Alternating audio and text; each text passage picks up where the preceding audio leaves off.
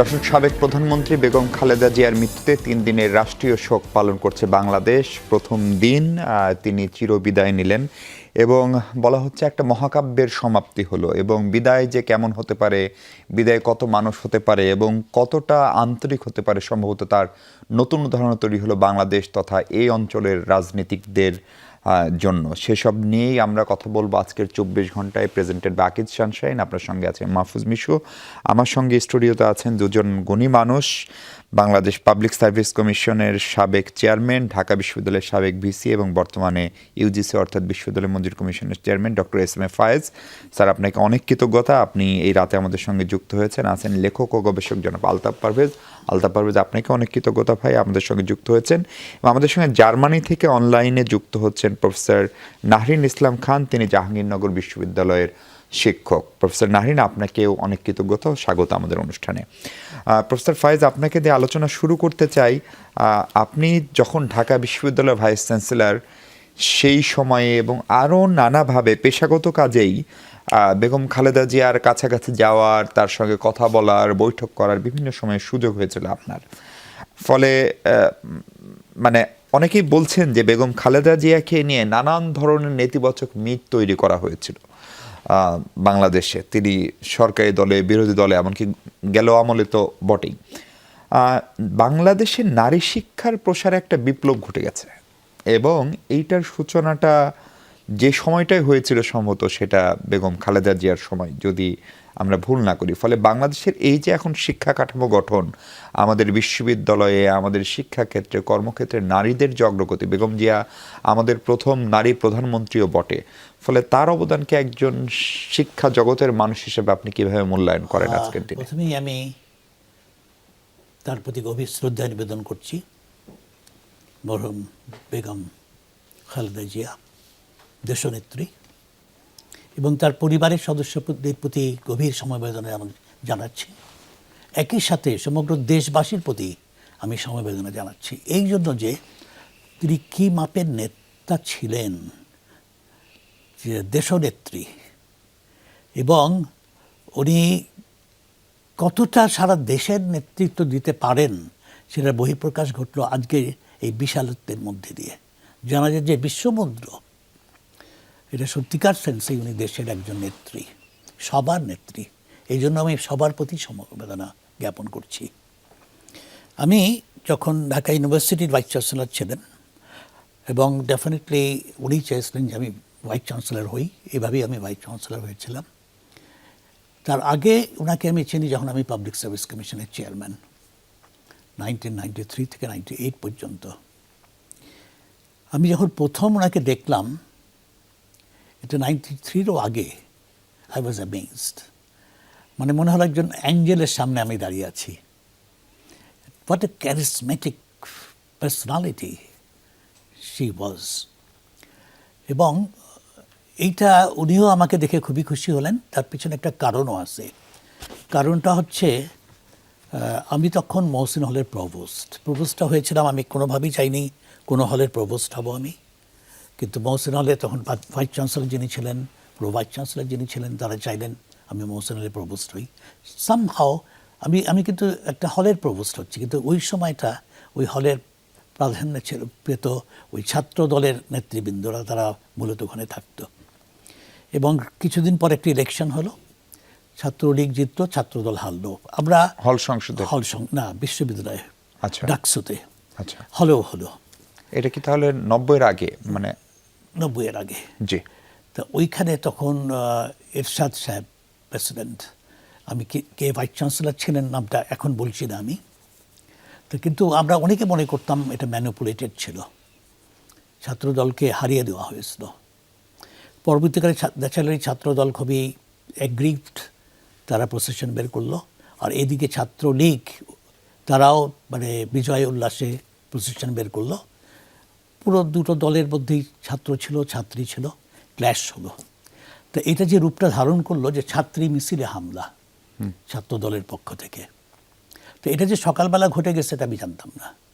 Vice chancellor আমাকে ডাকলেন, ডেকে বললেন যে খুব সকালে এই ঘটনা ঘটেছে, যে মহসিন হলের ছেলেরা ওরা পুলিশ শেল্টার যাচ্ছে, ওরা ভাবছে ওদের উপরে একটা আক্রমণ হবে, কারণ রটে গেছিল যে ছাত্রী মিছিলে তারা হামলা করেছে। তা আপনি যান, আপনি বলেন আমি পুলিশ পাঠাবো, ভাইস চ্যান্সেলর বলছেন, প্রোভাইডেড হল সার্চ করা হয়। তা আমি যে গেলাম, ইট ওয়াজ এ ট্র্যাপ, 100% ট্র্যাপ। এবং পরবর্তীকালে যেভাবে অ্যাটাক করা হলো মহসিন হলে, বিভিন্নভাবে গোলা গুলি আগুন লাগিয়ে দিল চারিদিকে, কোনোভাবে আমরা পালিয়ে বের হলাম। তারপরে আমি ভাইস চ্যান্সেলরের সাথে কথা বলতে গেলাম, সন্ধ্যেবেলা ওনার অফিস থেকেই ফোন আসলো, মিটিংয়ে যাব। তা আমি বললাম যে আমি একটু কথা বলবো, মহসিন হলে কী ঘটেছে। কোনো মতেই আমাকে কথা বলতে দিল না। আমি 1 মিনিট কথা বলতে চেয়েছিলাম, আই ওয়াজ নট অ্যালাউড। তারপরে আমাকে প্রফেসর মনিরুজ্জামান মিয়া বললেন যে দেখো, এত কিছু ঘটনা ঘটে গেল মহসিন হলে, কেউ জানলো না, মিডিয়া যেন এটা দেখে যায়, একতরফা সব কিছু হচ্ছে, অনলি ছাত্রী মিছিলে হামলা, এটাই প্রকাশ পাচ্ছে। তো পরের দিন জার্নালিস্টরা এসছেন, কিয়াস কামাল চৌধুরী, উনি আমাকে বারবার করে ফোন করছিলেন আসার জন্য। এক পর্যায়ে গেলাম, তা আমি সব দেখার পরে ওরাও অবাক হয়ে গেল, এতটা এইভাবে আক্রান্ত হয়েছে মহসিন হল, কিন্তু এটা একেবারেই কেউ জানলো না। তো আমি এক পর্যায়ে বলেছিলাম ভিসি, এবং নামটা বলেছিলাম যে উনি বিশ্বাসযোগ্যতা হারিয়েছে। আচ্ছা। তা একজন প্রভোস্ট বলছেন তার ভাইস চ্যান্সেলর সম্পর্কে যে বিশ্বাসযোগ্যতা হারিয়েছে, এটা সব পেপারে একদম হেডিং চলে আসলো, main news, also BBC and voice of America. তা এইটা সবাই যখন জানলো, ডেফিনেটলি আমি যখন ম্যাডামের এখানে গেলাম ওনার সাথে দেখা করতে, by this time she also knew about it. তা আমি একটা কারেজের একটা সিম্বল হয়েছিলাম ওনার কাছে, প্লাস বিএনপির কাছে, প্লাস আমাদের শিক্ষক কমিউনিটির কাছে। স্যার একটু সংক্ষেপ করতে হবে। আচ্ছা, তা এইভাবে করেই উনি আমাকে, এইভাবে ওনার সাথে ফার্স্ট দেখা, ফার্স্ট পরিচয়।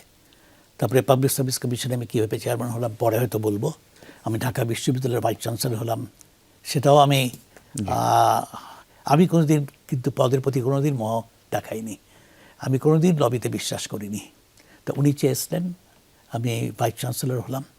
ভাইস চ্যান্সেলর হওয়ার পরে যে বিষয়টা আপনি উঠাচ্ছিলেন যে নারী শিক্ষার ক্ষেত্রে উনি কী করলেন, তা আমি বলবো ওই যে একটা হল ছিল যেটা কবি সুফিয়া কামাল হল, ওই হলটার জায়গাটা ছিল সিটি কর্পোরেশনের দখলে। উনি কিন্তু এটা মেয়েদের একটা হল হবে, এই জন্য এটাকে হস্তান্তর করলেন ঢাকা বিশ্ববিদ্যালয়ের কাছে। এবং দল মত নির্বিশেষে সব শিক্ষক যারা প্লটের জন্য অ্যাপ্লাই করেছিল সব বাতিল করলেন। না, সবাই প্লটের জন্য বলতে উত্তরায়। আচ্ছা, এই সবাই যেন প্লট পায়। আমি বললাম দেখেন, শিক্ষকরা এদের টাকা পয়সার অনেক ঘাটতি, তারা কোথায় পাবে, এরা তো প্রাইভেট জমি কিনতে পারে না। 1 to all, এমনও হয়েছে 4 জন মিলে 3 কাঠা জমি, কিন্তু all of them got it, irrespective of ভাগ করে হলে পেয়েছে। জি স্যার, আপনাকে একটু থামাই, আমি আলতাফ ভাই আপনার কাছে আসতে চাই। আজকের জানাজা নিয়ে মানুষের যে স্বতঃস্ফূর্ত উপস্থিতি, সেটাকে আপনি কিভাবে দেখেন একটি জায়গা, আর মূল প্রশ্ন হচ্ছে বাংলাদেশি জাতীয়তাবাদের যে দর্শন বেগম জিয়ার, সেই সময় উনি যখন রাজনীতিতে আসলেন একটা কঠিন সময়ে, বাংলাদেশের সার্বভৌমত্ব রক্ষা, এবং আপনি দক্ষিণ এশিয়ার ভূ রাজনীতি নিয়ে কাজ করেন, সেইখানে বা কী বার্তা দিয়েছিল, কী প্রভাব ফেলেছিল বলে মনে হয়? ধন্যবাদ। প্রথমত বলি যে আজকে যে খালেদা জিয়া বিদায় নিলেন, তার জানাজা হলো, মানে এটা একটা শ্রদ্ধাঞ্জলির গণভোট বলা যায় একে। এখন তো সবাই তথ্যপাত্য খুঁজছে যে দক্ষিণ এশিয়ায় এত বড় জানাজা হয়েছে কিনা। আসলে বড়র চেয়েও বেশি হলো যে এখানে দলমত নির্বিশেষে মানুষ যে ওনার প্রতি শ্রদ্ধা জানিয়েছে। অনেক দিন ধরে তো উনি আর সক্রিয় রাজনীতিতে নেই বলা যায়, উনি নীরবই ছিলেন, কথাও বলেছেন কম। উনি আটক অবস্থায় ছিলেন, কারাগারে ছিলেন, ঘরের ভিতর বন্দি ছিলেন। ফলে দীর্ঘদিন নীরব থাকার পরেও ওনার প্রতি যে এই যে শ্রদ্ধা, এতে কিন্তু নীরবতার একটা শক্তি প্রকাশ পাচ্ছে, যে উনি যতদিন জীবিত ছিলেন, নীরব থাকার পরেও ওনার প্রতি যে দেশের মানুষের অভিভাবক সুলভ একটা শ্রদ্ধা, ভরসা ইত্যাদি ছিল, তার একটা অনন্য প্রকাশ আমরা দেখলাম আর কি। ফলে ওনার এই জানাজাকে আমি বলতে চাই একটা জাতীয় গণভোট ব্যক্তিগতভাবে ওনার প্রতি।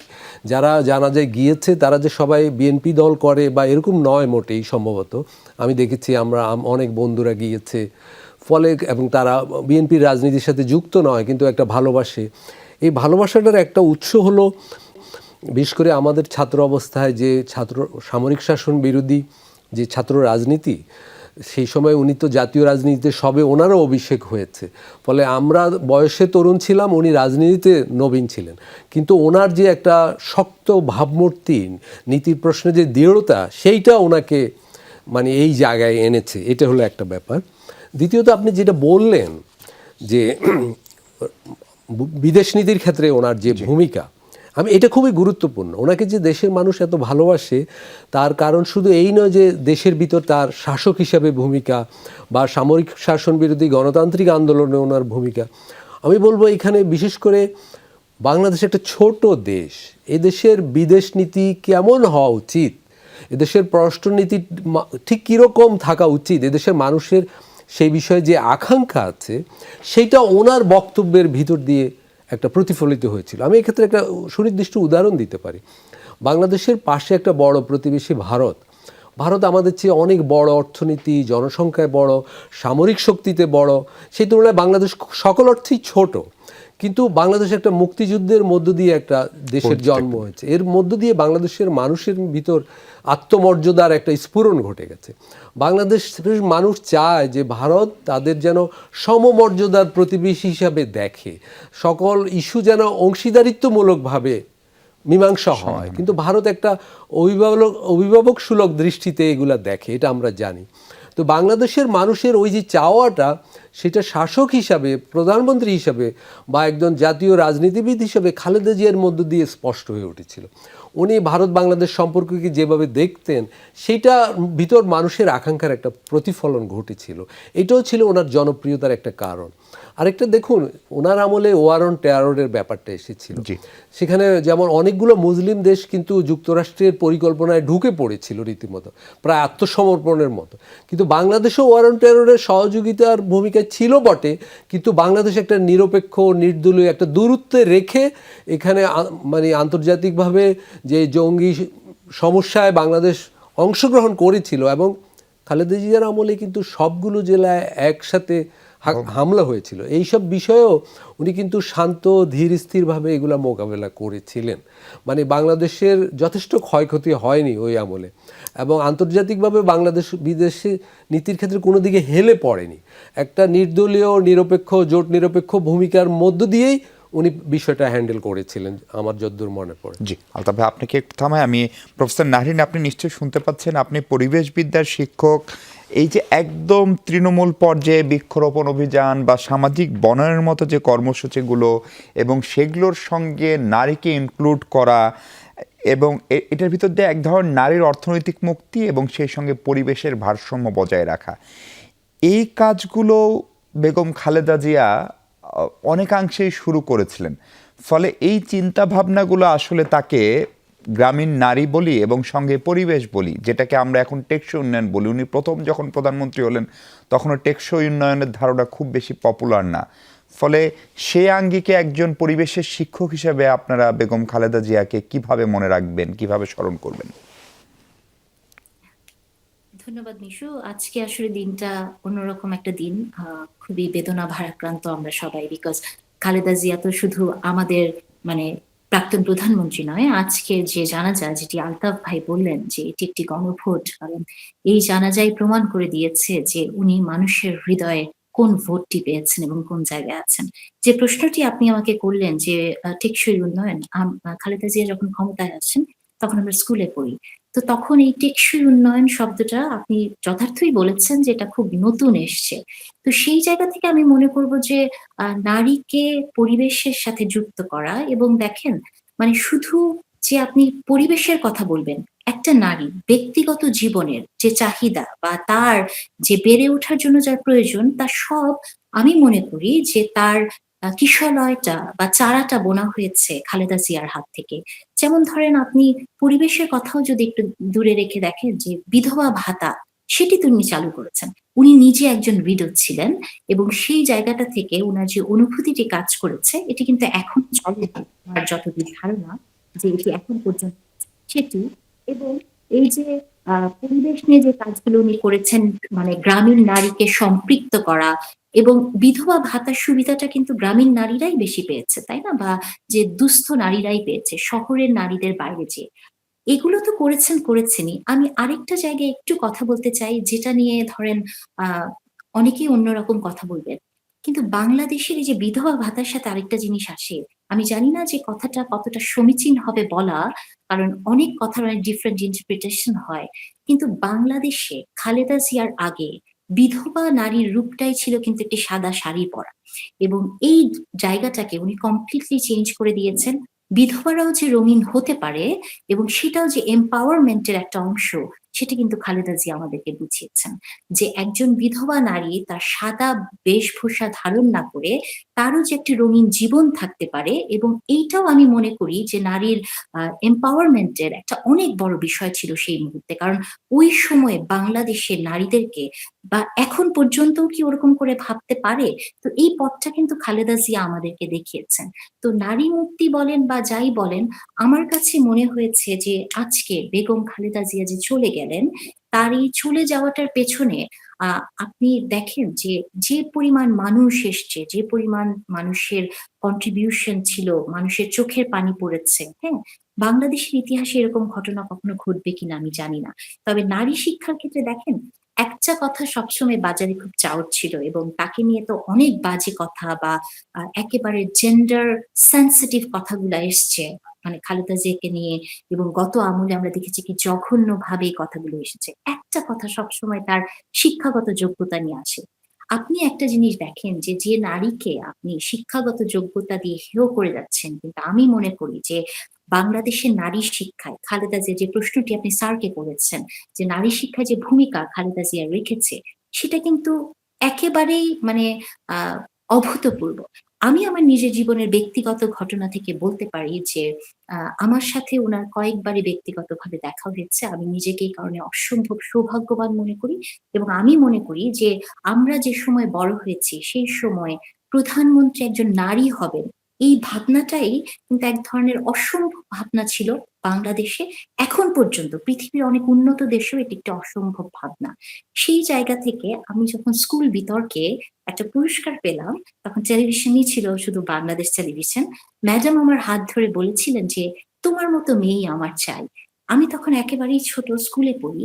এই যে একটা মেয়েকে, একটা ছোট মেয়েকে ইন্সপায়ার করা, একজন প্রধানমন্ত্রী, একজন নারী প্রধানমন্ত্রী তার হাত ধরে বলছেন যে, "তোমার মতো মেয়েই আমার চাই।" বিশ্বাস করেন মিশু, মনে হতে পারে যে আমি অতিরঞ্জিত করে কথাটা বলছি, কিন্তু ওই সময় একটা বাচ্চা মেয়ের মনে এই যে একটা এক ধরনের কনফিডেন্স উনি দিয়েছিল, সেই কনফিডেন্সটা আমি আজকে পর্যন্ত বহন করি, এবং আমি সব জায়গাতে এটা বলি, এবং আমার মনে হয় যে এটা আমার জীবনের অনেক বড় একটা প্রাপ্তি যে একজন ফিমেল প্রধানমন্ত্রীকে আমি দেখতে পেরেছি। আমার শৈশব কেটেছে, কৈশোর কেটেছে ওরকম একজন পাওয়ারফুল নারীকে দেখে। তো বাংলাদেশে আজকে আপনি পরিবেশ বলেন বা যেখানেই বলেন, নারীর ক্ষমতায়নের কথা আমরা বলি। কিন্তু আপনি সত্যি করে বলেন তো, নারীর ক্ষমতায়নের এই যে বুলি আমরা আওড়াই, কয়জনের হাত দিয়ে নারীর ক্ষমতায়ন হয়েছে? কয়জনের হাত দিয়ে নারীর ক্ষমতায়নের সেই জায়গাগুলো তৈরি হয়েছে? আপনি যদি গত ১.৫ বছরে দেখেন, নারী সিচুয়েশন যেখানে দাঁড়িয়েছে, বা স্লাট শেমিং বলেন বা নারীর চরিত্র হনন বলেন, মিডিয়াতে দেখবেন যেগুলো হয়, আমরা যেগুলো শিকার হই, সেই সময়ে ৯০ এর দশকে খালেদা জিয়ার মতো একজন নারী, যিনি ৩৫ বছরে বিধবা হয়েছেন, বাংলাদেশের মতো একটা দেশে একাকী নারীর জন্য সেই পথ কতটা বন্ধুর, এবং সেই বন্ধুর পথ খালেদা জিয়া কিভাবে পার হয়েছেন, আমরা আসলে এটা চিন্তাই করতে পারি। জি। প্রফেসর নাহিন, আমরা একটা বিরতি নিই। স্যার, আপনার কাছে একটা প্রশ্ন রেখে বিরতিতে যেতে চাই। উনি এই যে আপসীন নেত্রী ওনাকে বলা হয়, বা আপনি দেশনেত্রীও বলছিলেন, আমরা দেখেছি যে উনি জীবনে কোনো নির্বাচনে পরাজিত হননি। হয়তো বিএনপি পরাজিত হয়েছে কখনো, কিন্তু বেগম খালেদা জিয়া পরাজিত হননি। আবার মানে খুব পপুলার লোকজন অনেক বেশি আপোস, সবাইকে খুশি টুশি করে চলে, কিন্তু তিনি আবার আপোসহীন। তিনি কখনো দেশ ছেড়ে যাননি, তিনি আপোস করেননি। ফলে এই দুটার সম্মিলনটা কিভাবে হয়েছিল, এবং সেটি আমাদের আগামীর রাজনীতিতেও কতখানি অপরিহার্য, সেই প্রসঙ্গে কথা বলবো। সাবেক প্রধানমন্ত্রী, বিএনপি চেয়ারপারসন বেগম খালেদা জিয়ার প্রয়াণ নিয়ে কথা বলছি আমরা। প্রফেসর এস.এম.এ ফায়েজ আছেন, ইউজিসির চেয়ারম্যান। স্যার, আমি বলছিলাম যে বেগম খালেদা জিয়াকে এই যে আপোসহীনতার যে কথা বলা হয়, আবার তার সঙ্গে তিনি কোনো নির্বাচনে হারেন না, ফলে জনপ্রিয়তার ফলে আপোসহীন আবার জনপ্রিয়, এই দুইটা কি আসলে সমান্তরাল নাকি বিপরীতমুখী বলে অনেকে মনে করেন? আপনার মূল্যায়ন? উনি কতটা আপোষহীন আবার কতটা পপুলার, এটা আমি পরে আসছি। আগে যেটা নারী শিক্ষার ব্যাপারে বললেন, আমি ওইখানে ওনাকে শুধু কনফাইন করব না, শিক্ষা ক্ষেত্রে উনি যে কন্ট্রিবিউশন ওনার, যেমন ইউনিভার্সিটি গ্রান্টস কমিশনে যে merit scholarship, prime minister scholarship for meritorious students, এটা উনি প্রবর্তন করলেন। জগন্নাথ ইউনিভার্সিটিকে কলেজ ছিল, এটা ইউনিভার্সিটি কিন্তু উনি করলেন। শেরে বাংলা এগ্রিকালচার ইউনিভার্সিটি, এটা স্টাবলিশড হয়েছে ওনার সময়। ওপেন ইউনিভার্সিটি, ন্যাশনাল ইউনিভার্সিটি, সব কিন্তু ওনার কন্ট্রিবিউশন। যে কোনো জায়গায় ইউনিভার্সিটি করে দেবো তা না, যার যেটা প্রাপ্য সেভাবেই উনি করার চেষ্টা করেছেন। এটা কিন্তু শিক্ষার বিষয়ে তার বিশাল অবদান। শিক্ষকদের দারুণ সম্মান করতেন, শিক্ষার্থীদেরও উনি ওদেরকে দারুণভাবে পছন্দ করতেন শিক্ষার্থীদের। আর যেখানে আসছেন আপসহীন, এই আপসহীনের বিষয়টা এতটা আপসহীন, উনি 1/11 পরে যদি একটু আপোষ করতেন তাহলে কিন্তু ক্ষমতায় আসতো বিএনপি। আমি তখন যেহেতু ভাইস চ্যান্সেলর এবং প্রেসিডেন্ট ছিলেন professor Iajuddin Ahmed, who is my direct teacher, তা আমার দেখার এবং জানার সুযোগ হয়েছিল উনি আপোষ করলে definitely she would have been the prime minister, এবং হ্যাঁ, এবং ওনার দলই ক্ষমতায় আসতো। আপোষ করেননি বলেই কিন্তু এতটা আপোষহীন উনি। আর ওনার যে পরিচিতি, ওনার প্রতি মানুষের যে ফিলিং, সেটা হচ্ছে এই আপোষহীন হওয়ার কারণেই সে অলসো বিকেম ভেরি পপুলার। এতটা পপুলার যে কোনো ইলেকশনে উনি হারেননি, কখনো হারেননি, সবগুলো আসলে। এটা তো ইউনিক ফিচার, একটা সচরাচর দেখা যায় না। স্যার, ওনার এই যে এই স্পিডটা তার অবর্তমানে তার দল ক্যারি করতে পারবেন তো? আশা করি। আরও দুটো বিষয় বলা উচিত, যে উনি কী ধরনের চিন্তাভাবনা ধারণ করতেন। পাবলিক সার্ভিস কমিশনে আমি চেয়ারম্যান যখন ছিলাম, তখন কিন্তু ওনার অফিস থেকে বা ওনার দল থেকে বা গভর্নমেন্ট থেকে কোনো ধরনের কোনো ইন্টারফারেন্স ছিল না। উনি চেয়েছিলেন অ্যাবসলিউটলি মেরিটের উপরে বেসিস করে সব কিছু হোক, এবং হতে পেরেছিল। There was no list, no recommendation whatsoever. And I have seen it also when I was the Vice Chancellor of Dhaka University. কোনো দিন কোনো বিষয়ের একটা ক্ষেত্রে, সেটা আবার এক্সপ্লেন করার সময় নাই, এক্সপ্লেন করলে হয়তো বুঝতে পারবেন, কিন্তু যেহেতু এক্সপ্লেন করার সময় নেই, আমি বলবো একটা ক্ষেত্র ছাড়া বাকি কোনো ক্ষেত্রে there was no interference from the government side, not from our office. তা ইনি মেধাকে ধারণ করতেন, মেধাকে পছন্দ করতেন, মেধাবীদের উনি গুরুত্ব দিতেন। আর আরেকটা কি বলছিলেন আপনি, জিজ্ঞেস করছিলেন আমাকে আরেকটা বিষয়, সেটা বোধহয় আপোষহীনের বিষয়, ওটা কভার হলো। আলতাফ ভাই, আপনি ধরেন এই আপোষহীনতা নিয়ে তো মূলত এটার উদ্ভব হচ্ছে 1986 ইলেকশন, তখন আপনারা বিশ্ববিদ্যালয়ের শিক্ষার্থী আন্দোলন সংগ্রামের মতো ওই সময়ের ঘটনার পাশাপাশি আমরা আরেকটা জিনিস, কেউ একজন লিখছেন ফেসবুকে, কোনো একজন কলিগ আমাদের, যে বেগম জিয়া তার যে ফ্যাশন, যে স্টাইল, সেটার সঙ্গেও কিন্তু ন্যূনতম আপোষ করেননি। আমরা আমাদের দেশের রাজনীতিতে দেখি, বিশেষ করে একটু ধর্মভিত্তিক দলগুলোর সঙ্গে যাদের এক ধরনের রাজনৈতিক সমঝোতা বা কৌশলগত সমঝোতায়, তারা তাদের মতো করে তাদেরকে ডিল করেন, কিন্তু তিনি তার চুলের স্টাইল, তার শাড়ি পরার স্টাইল, কোনো কিছু তাদের জন্য আপোষ করেননি। ফলে এটাও তার ব্যক্তি জীবনেও কি একটা আপোষহীনতা চর্চার উদাহরণ হিসেবে গণ্য হতে পারে? হ্যাঁ, অবশ্যই। আমি দুটো ব্যাপার বলি। আপোষহীনতার ব্যাপারটা, রাজনীতিতে বিশ্বব্যাপী কিন্তু একটা কথা আছে যে রাজনীতি হলো আপোষের শিল্পকলা, আর্ট অফ কম্প্রোমাইজ। কিন্তু উনি দেখিয়েছেন, আমি বলবো এটা একটা অদ্ভুত ভিন্নতা, যে আপোষহীনতাও একটা শিল্পকলা হতে পারে রাজনীতিতে। আপনি যে ওনার আপোষহীন ভাবমূর্তিটা তৈরি হয় মূলত সামরিক জান্তা বিরোধী আন্দোলনে। আমরা তখন ছাত্র ঢাকা বিশ্ববিদ্যালয়ে, এবং বিএনপি বা সাতদলীয় জোট কিন্তু তখন জোট হিসেবেও ছোট, বা বিএনপিও দল হিসেবে তখন একটা নাজুক অবস্থায় ছিল। উনিও সবে রাজনীতিতে যুক্ত হয়েছেন।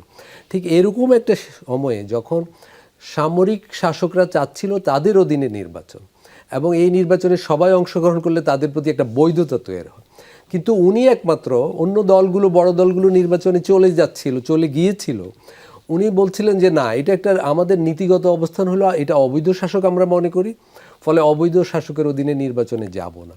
এই যে নীতিগত অবস্থানে অটল থাকা, এটা পরবর্তীকালেও আমি যুক্ত করতে পারি যে 2008 সালে যখন ওনাকে বাইরে চলে যেতে বলা হয়, উনি বলেছিলেন না, এটা আমার দেশ, আমার কোনো ঠিকানা নেই, আমি কেন বাইরে যাব অপ্রয়োজনে, আমি এখানেই থাকবো। এবং এই যে বাংলাদেশের মানুষ কিন্তু এই সিম্পলিসিটি যে পছন্দ করে, যে উনি যেটা বলছেন সেই অবস্থানে বজায় রেখেছেন। এই ব্যাপারটা মানুষের খুব পছন্দ বাংলাদেশে, এবং এই পছন্দের কারণে উনি ওনার দলটাকেও রক্ষা করতে পেরেছেন। সেই 1986 সময়েও ওনার দলকে ভাঙার চেষ্টা হয়েছে, পরবর্তীতেও ভাঙার চেষ্টা হয়েছে, সেটা থেকে রক্ষা করেছেন।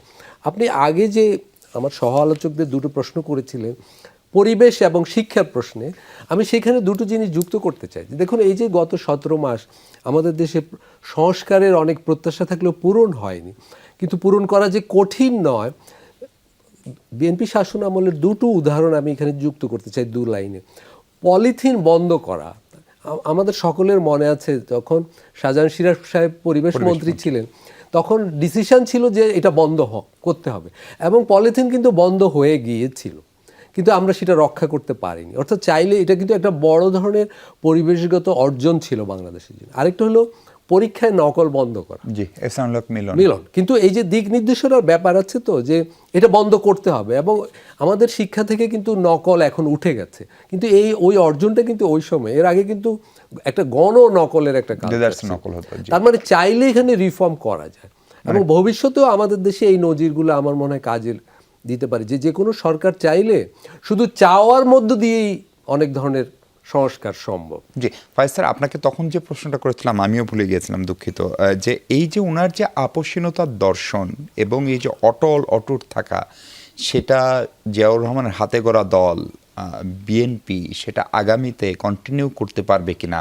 বা সেটা করার ক্ষেত্রে আপনি কোনো চ্যালেঞ্জ দেখেন কিনা? কারণ এখনকার রাজনীতি আগের চেয়ে অনেক বেশি কঠিনও হয়ে গেছে সম্ভবত। আজকে যার হাতে বিএনপি দায়িত্ব, অ্যাক্টিং চেয়ারম্যান জনাব তারেক রহমান সাহেব, ওনার মা হচ্ছেন বেগম খালেদা জিয়া, ওনার বাবা হচ্ছেন শহীদ রাষ্ট্রপতি জিয়াউর রহমান। তো ডেফিনেটলি উনি এগুলোকে থেকে যে ইনহেরিট করে এসব তাদের গুণাগুণগুলো ধারণ করে ডেফিনেটলি উনি চেষ্টা রাখবেন, আমার বিশ্বাস। এবং সেই ক্ষেত্রে যে ক্যাবিনেটটা উনি করবেন, যদি ওনারা জয়যুক্ত হন, আমার আগের থেকে বলা উচিত না যে কে জিতছে, ডেফিনেটলি উনি মনে রাখবেন যে সততার সাথে, নিষ্ঠার সাথে, for the welfare of the society, দেশের প্রতি অনুভূতি ধারণ করে উনি কাজ করার চেষ্টা করবেন। এবং সেখানে যদি আপোষহীন হতে হয়, অবশ্যই তাকে আপোষহীন হতে হবে। আপনি আশাবাদী? ডেফিনেটলি হতে হবে, আর কোনো অল্টারনেটিভ নেই। প্রফেসর নাহরিন, একটা মুসলিম দেশের প্রধানমন্ত্রী এবং নারী প্রধানমন্ত্রী হিসেবে তিনি আন্তর্জাতিক অঙ্গনে বাংলাদেশকে নিয়ে গেলেন। একটা ভাবমূর্তি এবং নারী নেতৃত্বের গ্রহণযোগ্যতা তৈরির ইস্যু থাকে, আমরা তো ওআইসিরও মেম্বার, ফলে সেই জায়গাটায় বেগম খালেদা জিয়ার এই পথ চলাটা খুব সহজ ছিল কিনা, সেটা একটা জায়গা। এবং যে প্রশ্নটি আলতাফ ভাইকেও করেছিলাম, যে ব্যক্তি জীবনে নিজের, আপনি একটু আগে বলছিলেন যে বিধবাদের যে তথাকথিত ধারণা, ড্রেস আপ, সেটাকে তিনি শুধু ভাঙ্গাননি, তিনি বাংলাদেশের অসংখ্য ইসলামী দল বেগম খালেদা জিয়ার সঙ্গে ঐক্যমতের রাজনীতি করেছে, একসঙ্গে রাজনীতি করেছে, কিন্তু তিনি কখনো তাদের নির্দেশিত পথে চলেননি। ফলে সেটাও তার একটা ইউনিকনেস ছিল কিনা? অফকোর্স, সেটা তো তার ইউনিকনেস ছিল।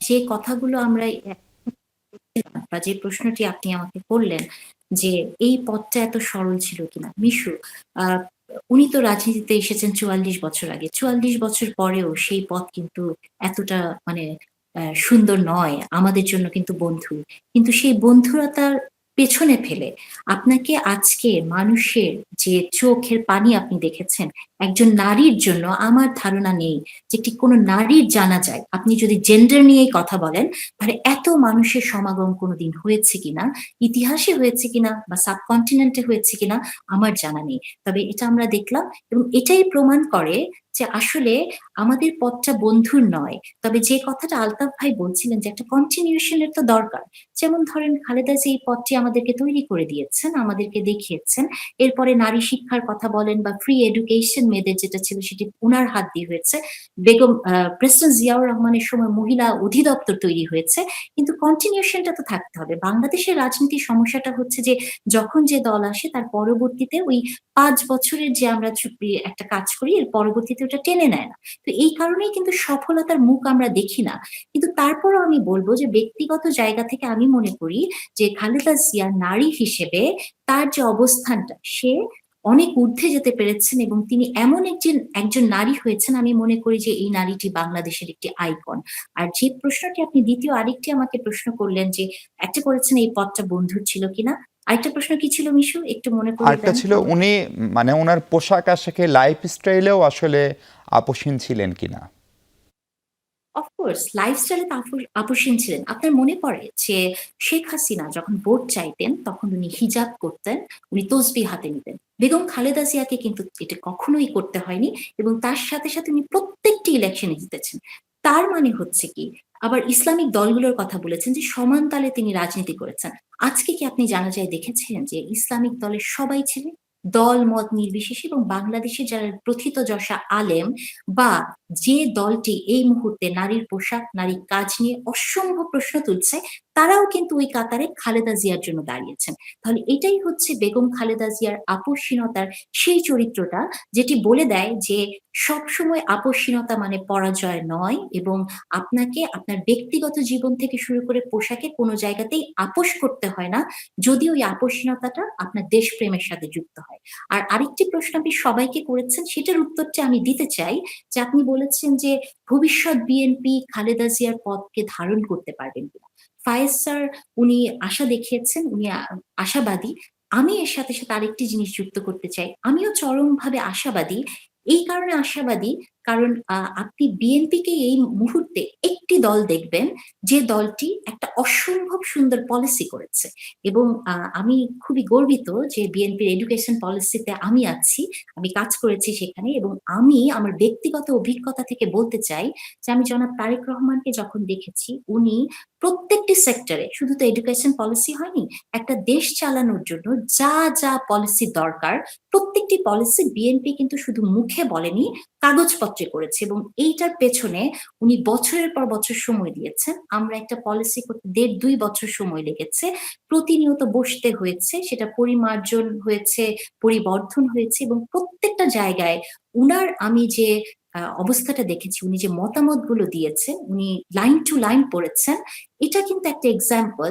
এবং আপনি যদি আরেকটু কম্পেয়ার করেন, দেখেন অন্য যে মানে প্রধান দুটো রাজনৈতিক দলের কথা এই মুহূর্তে আমরা বলি, একটা দল তো আছে শুধু খালি নারীকে ৫ ঘন্টা কাজ করতে দিবে না ৮ ঘন্টা দিবে, নারী ঘরে থাকবে না বাইরে থাকবে, এতটুকুর মধ্যেই তারা আটকে আছে। আরেকটি দল আছে শুধু সংস্কার নিয়ে আটকে এবং সেই দলটি এখন কি অবস্থা আছে আমরা জানি। বিএনপি এই মুহূর্তে একমাত্র দল যেটি একটি দেশ চালানোর জন্য ভবিষ্যতে কি ধরনের পলিসি দরকার হতে পারে তার একটা কমপ্লিট ধারণা আমাদের কাছে দিয়েছে এবং এটি নিয়ে বিএনপি কাজ। ডক্টর নাহিন, আবারও একটা বিরতি নিয়ে দর্শক আমরা ফিরছি একটু পরে, আমাদের সঙ্গে থাকবেন নিশ্চয়ই। স্যার ইসলামে ফায়েজ আছেন আমাদের সঙ্গে। স্যার আপনি বলছিলেন যে চ্যালেঞ্জ উতরাতে পারবে, কিন্তু সামনে একটা নির্বাচন, যদিও নির্বাচন নিয়ে অনেক ধরনের প্রশ্ন ছিল, এখন মনে হচ্ছে যে 12ই ফেব্রুয়ারি একটা নির্বাচন হচ্ছে, নির্বাচনে বিএনপির যিনি ভারপ্রাপ্ত চেয়ারম্যান তিনি 17-18 বছর পর দেশে এসছেন, তিনি শারীরিকভাবে ইন পার্সন সব প্রোগ্রামে যাচ্ছেন, ফলে বিএনপি সম্ভবত এখন একটা দারুণ সময় পার করছে। আবার বিপরীতে রাস্তাটা এত মসৃণ না যে আওয়ামী লীগ চলে গেছে ফলে বিএনপি চলে আসবে, প্রতিদ্বন্দ্বী যারা তারাও তৈরি হয়েছে, তাদেরও নানান ধরনের বিস্তার ঘটেছে। ফলে এই জায়গায় বিএনপির আগামী দিনের রাজনীতিকে আপনি কোথায় দেখেন এবং সেই পথটা খুব কুসুমাস্তীর্ণ কিনা নাকি খানিকটা চ্যালেঞ্জ আমি আছে? অবশ্য বলিনি যে বিএনপি এই চ্যালেঞ্জ উতরাতে পারবে, আমি আশা করেছি উতরাতে পারবে, আপনার প্রত্যাশা? আমার প্রত্যাশা। এর কোনো অল্টারনেটিভ নেই। মানে সেখানে আমি বলেছিলাম যে যিনি নেতৃত্ব দিবেন বিএনপি ক্ষমতায় আসলে, উনি কিন্তু মনে রাখতে হবে, অবশ্যই মনে রাখবেন উনি, দ্যাট ইজ হিজ অ্যাডভান্টেজ, যে ওনার মা বেগম খালেদা জিয়া, ওনার বাবা শহীদ রাষ্ট্রপতি জিয়া রহমান, তো ওনাকে তো ওইভাবেই বিহেভ করতে হবে। এটা ওনার জন্য বিশাল অ্যাডভান্টেজও বটে, but at the same time it's a huge challenge. Challenges কিন্তু অপরচুনিটিসও বটে। চ্যালেঞ্জ মোকাবেলা করা এবং সেটাকে সাকসেসফুলি ওভারকাম করা, এটা তো বিশাল অপরচুনিটি করতে পারা। এটার কিছু কিছু জায়গায় চ্যালেঞ্জ যদি উনি থেকে ওভারকাম করতে পারেন চ্যালেঞ্জগুলোকে, তাহলে কিন্তু কনফিডেন্স পাবেন। এই কনফিডেন্সটা তখন ওনাকে আরেকটু এগিয়ে দেবে। কিন্তু আমি ভয় পাই যারা খুব লোয়ার লেভেলে কাজ করছে তাদের অ্যাটিচিউড, এদের অ্যাটিচিউড কিন্তু আমি খুব একটা উৎসাহ পাই না। তারা মনে করে যে আমরা এত বছর কিছুই পাইনি, এখন বোধহয় 6 মাসের মধ্যে আমাদের সব কিছু পেতে হবে। এদেরকে ট্যাকল করা, এদেরকে ঠিক মতো রাখা, ডিসিপ্লিন অবস্থা রাখা, ডিসিপ্লিনের সাথে কোনো কম্প্রোমাইজ করা চলবে না। কিন্তু স্যার শীর্ষ নেতৃত্বের আমরা বেগম খালেদা জিয়ার একটা বড় গুণের জায়গা সম্ভবত ছিল পরিমিতিবোধ। উনি কম কথা বলতেন, মেপে মেপে কথা বলতেন, অন্যকে ব্যক্তি আক্রমণ কম করতেন। যখন প্রধানমন্ত্রী ছিলেন তখনও প্রেস কনফারেন্সের প্রতি ওনার আগ্রহ ছিল না। ফলে সেই গুণটা কি তারেক রহমান দেশে ফেরার পরে মনে হচ্ছে তার পরিমিতিবোধের যে জায়গা সেটা অনেক বেশি শক্তিশালী হয়েছে? উনি ম্যাচুরিটির পরিচয় দিচ্ছেন। জনগণ তো দারুণভাবে ওয়াচ করে এবং তারা বুঝতে পারছে যে উনি মানে আগের সেই তারেক রহমান সাহেব না, he is much more matured, এবং লিডারশিপ কোয়ালিটিসগুলো উনি অবশ্যই গ্রহণ করতে পেরেছেন by this time, with time. আর সেখানে তো ওনার অ্যাডভান্টেজগুলো প্রচুর।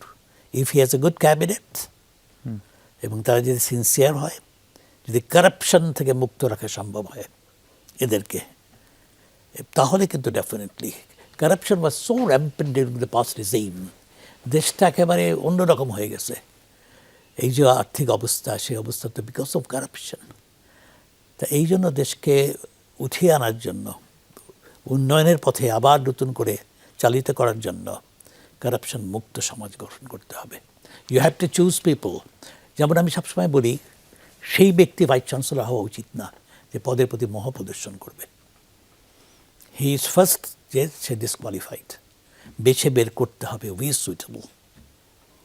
একদম পরিষ্কার। জি আলতাফ ভাই, আমরা যদি, আমি জানি না এই আলোচনাটা আজকে করা ঠিক হচ্ছে কিনা, ধরেন আমরা তো আমাদের সামনে অনেকগুলো ইতিহাস দেখেছি। আওয়ামী লীগের মতো একটা 70 বছরের পুরনো রাজনৈতিক দলের পরিণতিতে আমরা মাত্র 1.5 বছর আগে দেখলাম।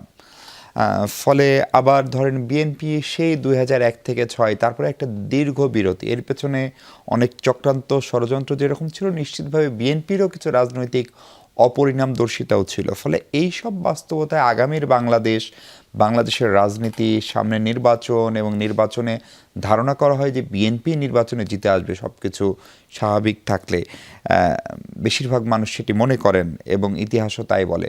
সেই জায়গা থেকে তারেক রহমান সাহেব যে বিএনপির দায়িত্ব নিচ্ছেন ইন পার্সন, এসে উনি অনেকদিন থেকে এই দায়িত্বে, তার সামনে আসলে বড় চ্যালেঞ্জগুলো আপনি কি মনে করেন? দেখুন, শুরুতে আমি একটু ভিন্নমত পোষণ করি যে এটা এখনই ধারণা করা যায় না যে বিএনপি নির্বাচনে জিতে যাবে। তারেক রহমানের দেশে আসা মানুষ প্রত্যাশা করেছে, দলমত নির্বিশেষে চেয়েছে, কারণ দেশে একটা নিরাপত্তাহীনতার বোধ সর্বগ্রাসী চেহারা নিচ্ছিল যে উনি একজন গুরুত্বপূর্ণ নেতা, দেশে আসলে হয়তো একটু স্বস্তি পাওয়া যাবে। খালেদা জিয়ার জন্য স্মরণকালে সর্ববৃহৎ জানাজা হয়েছে, সেটাও কিন্তু দলমত ঊর্ধ্বে উঠে আসা মানুষরা। এই দুটো আমি একটু আগে বলেছি, এই দুটো ব্যাপার একটা গণভোটের মতো, কিন্তু এই গণভোটটা ব্যক্তির প্রতি। এটা বিএনপির প্রতি গণভোট হিসাবে ধরে নিলে কিন্তু হয়তো আমরা হোঁচটও খেতে পারি। দেখুন, এই দুটো মিলে, এই দুটো গত এক সপ্তাহের এই দুটো ঘটনা মিলে অবশ্যই বিএনপির জন্য একটা সোনালী মুহূর্ত যাচ্ছে এখন। যে কোনো রাজনৈতিক দলের জন্য এটা একটা বিরল ঘটনা, কিন্তু এই সোনালী মুহূর্তটা অবলীলায় একটা স্থায়ী সফলতার অধ্যায়ে প্রবেশ করবে এরকম ভাবা কিন্তু ঠিক হবে না, তাহলে এটা ঝুঁকিপূর্ণ ভাবনা হবে বিএনপির জন্য। এখন বিএনপি যদি এই সোনালী মুহূর্তটাকে একটা দীর্ঘস্থায়ী সফল অধ্যায়ে পরিণত করতে চায়, তার অনেকগুলো রিফর্ম করতে হবে। তার দল, বিএনপি একটা মঞ্চ ধরনের দল, এটা রেজিমেন্টের দল না, এটা প্ল্যাটফর্মের মতো। ফলে বিএনপিকে একটা কাঠামোগত পুনর্বিন্যাসের কথা প্রয়োজন আছে। আমার সহ আলোচক 31 দফার কথা বলেছেন, এইটা কিন্তু বাংলাদেশের বর্তমান বাস্তবতায় আর যথেষ্ট নয়, কারণ গত অভ্যুত্থানের আগেই 31 দফা ছিল। এই অভ্যুত্থানের ভিতর দিয়ে বাংলাদেশের মানুষের মনোজগতে আরও অনেক সংস্কারের প্রত্যাশা জন্ম নিয়েছে, তো সেগুলার একটা ভার আছে এখন তারেক রহমানের উপর। ফলে একটা কাঠামোগত সংস্কার, আমি বলবো একটা দার্শনিক সংস্কারও প্রয়োজন। দেখুন, এখন বাংলাদেশে একটা দক্ষিণপন্থার জয় জয়কার যাচ্ছে সামাজিকভাবে। এখন এই মুহূর্তে বিএনপি কী ধরনের অবস্থান নেবে? সে কি তার মধ্যপন্থার রাজনীতিতে ফিরে যাবে, নাকি একটা মধ্য ডান বা একটা ডান ঘরানার রাজনীতিকে গ্রহণ করবে? এই সব ব্যাপারে একটা সুনির্দিষ্ট অবস্থান নেওয়ার ব্যাপার আছে, জনগণকে একটা বার্তা দেওয়ার ব্যাপার আছে। আমি আরেকটা জিনিস যুক্ত করতে চাই। দেখুন, এদেশের কিন্তু আমাদের এই যে যখন একটা বড় প্রত্যাশা তৈরি হয়, প্রত্যাশার পরে কিন্তু মানুষের প্রাপ্তি কিন্তু ভালো নয়। দেখুন 1972 সালে আমাদের একটা বড় প্রত্যাশা ছিল, সেই প্রত্যাশা কিন্তু ওইভাবে পূরণ হয়নি। 1991 একটা প্রত্যাশা ছিল 90-এর গণ অভ্যুত্থানের পর, এবং সেটাও কিন্তু 3 জোটের রূপরেখা ওইভাবে বাস্তবায়িত হয়নি। 24 অগস্টে একটা প্রত্যাশা ছিল, গত 17 মাসে কিন্তু আমাদের প্রত্যাশা খুব বেশি মানে অভিজ্ঞতা সুখকর নয়। ফলে এখনও এই যে আবার একটা বড় প্রত্যাশা তৈরি হয়েছে যে যেই দল জিতবে সেই দল এই সংস্কারগুলো করবে, বা বিএনপি তারেক রহমানের আশা এবং খালেদা জিয়ার জানাজার ভিতর দিয়ে আপনিও বললেন একটা প্রত্যাশা তৈরি হয়েছে। এই যে প্রত্যাশার ভার, সেটা বহন এইটা অনেক ঝুঁকিপূর্ণ। এরকম প্রত্যাশা মেটানোর জন্য যে বিএনপি নামক দলের মধ্যে যে নৈতিক শক্তি কর্মীদের মধ্যে সঞ্চারিত করা দরকার, যে সাংগঠনিক শুদ্ধতা প্রয়োজন, সেটা কিন্তু গত 17 মাসে এই দলের সংগঠকরা মাঠ পর্যায়ে অল্প দেখাতে পেরেছেন, মানে পূর্ণ দেখাতে পারেননি। অন্তত 7-8 হাজার বিএনপি কর্মীকে বরখাস্ত করতে হয়েছে, মানে বহিষ্কার করতে হয়েছে। এটাই প্রমাণ করে যে তারা এই বর্তমান পরিস্থিতিতে নৈতিকভাবে শক্ত অবস্থানে নেই। এখন তারেক রহমানের সামনে সেটা একটা চ্যালেঞ্জ যে উনি কিভাবে এই দলকে নিয়ে সামনে সুসংগঠিত করবেন। জি, প্রফেসর নারিন, আপনি নিশ্চয়ই শুনছিলেন, আলতাফ ভাইকে শুনছিলেন, ফাইজ স্যারকেও শুনছিলেন। আমি আপনার কাছে একটু জানতে চাই যে দক্ষিণ পন্থার উত্থানের যে একটা প্রচেষ্টা বা একটা জয় জয়কার, সেটা বিএনপি মহাসচিব আনুষ্ঠানিক ইন্টারভিউ দিয়ে অনেক আগেই বলেছিলেন একটা পত্রিকায়। ফলে সেই জায়গাটাই আলতাফ ভাই বলছেন যে বিএনপির একটা দর্শনের পরিবর্তনও বোধহয় জরুরি। মানে বিএনপি কি আগে যেরকম ছিল সেরকমই থাকবে, মানে মধ্যমপন্থী একটি মডারেট মুসলমানের দল হয়ে থাকবে, নাকি বিএনপি আরেকটু উদার হবে, নাকি আরেকটু সংকুচিত হবে? সেই জায়গাটা নিয়েও কাজ করার সুযোগ আছে কিনা, এবং সেটিও আগামী রাজনীতিতে একটা বড় নিয়ামক হয়ে উঠবে কিনা বাংলাদেশের রাজনীতি এবং সরকার পরিচালনার জন্য? বিশু, প্রতি দেশেরই আসলে যখন আপনি নির্মোহ বিচার করবেন তখন আপনার চোখ থেকে বায়াসনেসের চশমাটা খুলে ফেলতে হবে। আমরা দেখি যে এই মুহূর্তেও আপনি দেখবেন যে যারা তারেক রহমানকে একটা নির্মোহ বিশ্লেষণ করতে চায়, কতটা সেটা নির্মোহ হয় আমি জানি না।